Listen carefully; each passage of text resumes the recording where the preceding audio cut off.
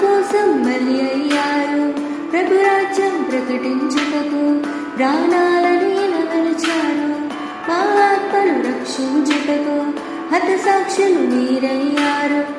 నీతి కిరీటం పొందుటకు అర్హులుగా మీరున్నారు.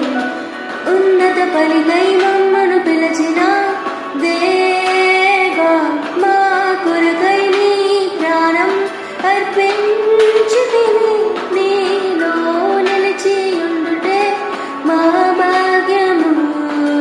నీ కొరకే జీవించదము.